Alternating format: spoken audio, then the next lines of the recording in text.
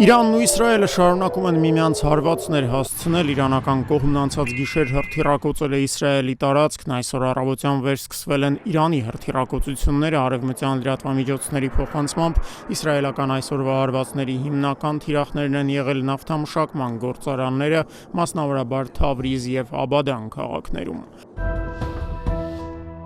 Հռոմի Պապ Լեո 14-րդը կոչ է արել Իրանին և Իսրայելին դադարեցնել ռազմական գործողությունները և խաղաղություն հաստատել Մերձավոր Արևելքում։ Այս մասին կաթոլիկ եկեղեցու հովվապետը հայտարարել է Վատիկանում հնչեցրած ելույթի ժամանակ։ Այս բարդ պահին ես կրկին կոչ եմ անում, հարկավոր է գործել խելամիտ և պատասխանատու կերպով։ Միջուկային սպառնալիքից ազատ անվտանգ աշխարհի ստեղծումը պետք է ուղեկցվի փոխադարձ հարգանքով և անկեղծ երկխոսությամբ, հայտարարել է Լեո 14-րդը։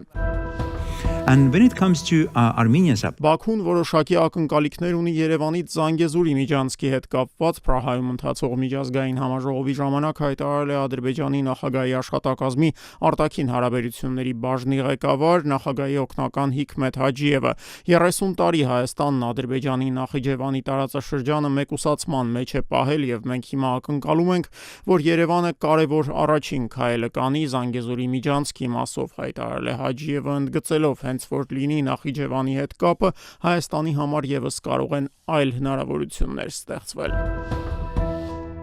Ռուսական կողմը Ուկրաինային ևս 1200 զոհված զինծառայողների մարմիններ է փոխանցել, հաղորդում է Ինտերֆաքս գործակալությունը, նշելով, որ դա արվել է հունիսի 2-ին Ստամբուլում կայացած բանակցությունների ժամանակ ձեռք բերված պայմանավորվածությունների շրջանակում։ Ուկրաինական կողմը մեզ որևէ զոհված ռուս զինծառայողի մարմին չի փոխանցել, գործակալության հետ զրույցում նշել է Ռուսաստանի պատվիրակության անդամներից մեկը։ Նա նաև նկատել է, որ Կիևն ու Մոսկվան շարունակում են ռազմագերիների մի շարք խմբերի փոխանակումը։ Խոսքը այսպես կոչված սանիտարական փոխանակումների մասին է, որոնց ընթացքում կողմերը միմյանց են փոխանցում վիրավոր ռազմագերիներին, նշել է գործակալության աղբյուրը։